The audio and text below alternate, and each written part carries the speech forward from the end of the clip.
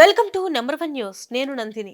సినీ నటి ప్రత్యూష కేసులో నిందితుడు సిద్ధార్థ రెడ్డి 4 వారాల్లో పోలీసుల ఎదుట లొంగిపోవాలని సుప్రీంకోర్టు ఆదేశాలు జారీ చేసింది. హైకోర్టు విధించిన 2 ఏళ్ల శిక్షను సుప్రీం ధర్మాసనం సమర్థించింది. పోస్టుమార్టంను సరైన పద్ధతిలో నిర్వహించలేదని సుప్రీంకోర్టు అభిప్రాయపడింది. 2002 ఫిబ్రవరి 23న నటి ప్రత్యూష, ఆమె ప్రియుడు సిద్ధార్థ రెడ్డి కలిసి పురుగుల మందు కలిపిన కూల్ డ్రింక్ తాగటం తీవ్ర కలకలం సృష్టించిన విషయం తెలిసిందే. ఈ ఘటనలో ప్రత్యూష మరుసటి రోజు మరణించగా సిద్ధార్థ రెడ్డి చికిత్స తర్వాత కోలుకున్నాడు. తన కుమార్తెను సిద్ధార్థ రెడ్డి హత్య చేశాడని ప్రత్యూష తల్లి సరోజినీదేవి ఆరోపించారు. సిఐడి దర్యాప్తు తర్వాత సిద్ధార్థ రెడ్డిపై సెక్షన్ 306 కింద కేసు నమోదయ్యింది. 2004లో సిద్ధార్థ రెడ్డికి సెషన్స్ కోర్టు 5 ఏళ్ల జైలు శిక్ష విధించింది.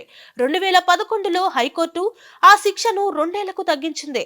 హైకోర్టు తీర్పుపై సిద్ధార్థ రెడ్డి, ప్రత్యూష తల్లి ఇద్దరు 2012లో సుప్రీంకోర్టులో అప్పీల్ చేశారు.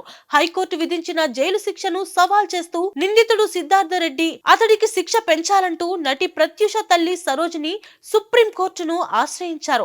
తాజాగా ఈ కేసుకు సంబంధించి సుప్రీంకోర్టు తుది తీర్పు ఇచ్చింది.